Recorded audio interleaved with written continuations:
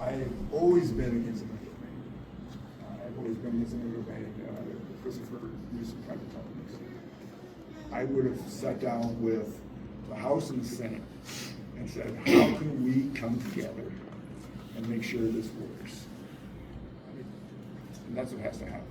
We have to make sure that we protect private property owners. It's part of the Constitution. It's our land. We got to protect it.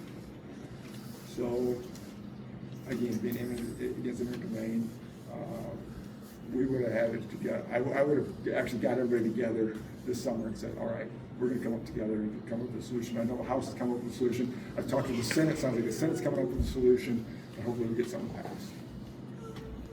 I think always one thing will pass. And it's very simple. We wouldn't have to have that conversation if there wasn't money coming from taxpayer dollars to fund something that makes no sense. Again, I look at ethanol, all right? To me, ethanol makes sense. 60% of our corn goes to ethanol. So that's where I'm a pusher of E15, because to me, that's what makes sense, right? E15 year-round for all states to use, right? That gives a huge boost to all our ethanol plants, all. I mean, those in Illinois, those in North Dakota, Iowa, and that's where my focus is. But trying to eradicate CO2 makes no sense. It It makes the makes corn no grow. sense. Exactly. And we're paying to defeat our own. Yes, yes. And it's unfortunate what's happening, where you have countries, because I'm in the trade sector, Ways and Means, so you have UK that says, we'll buy all your ethanol, or we'll buy a lot of your ethanol, but it's got to be a carbon score of X. So then you have Illinois, who is question carbon, and they just say, all right, here we are.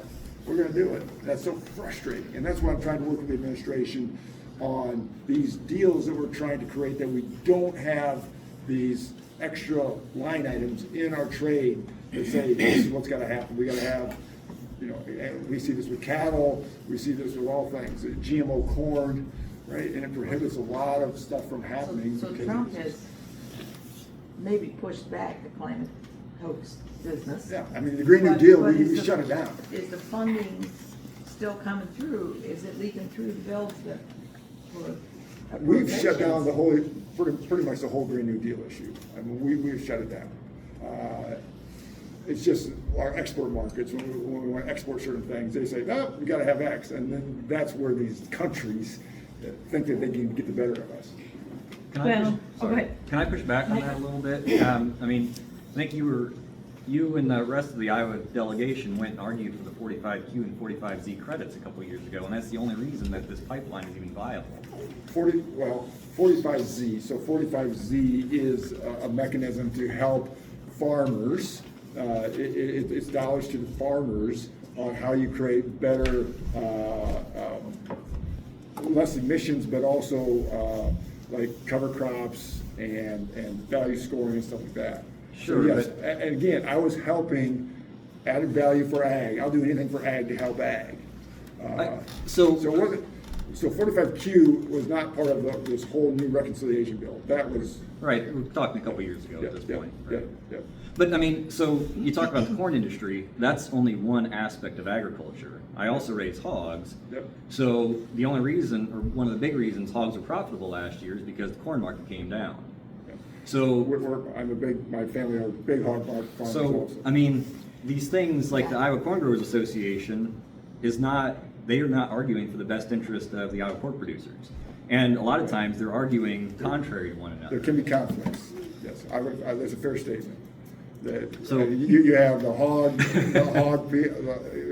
cattle, hogs, soybeans, they're all advocating for their own agendas. Right. Yeah. And as farmers, just like, my in-laws and stuff like that, we row crop, we have cattle, we have hogs, and it's sometimes hard. We lost a lot of money in the hogs over the last 7-8 years. Finally, hogs became profitable a year ago. Cattle is a whole different story.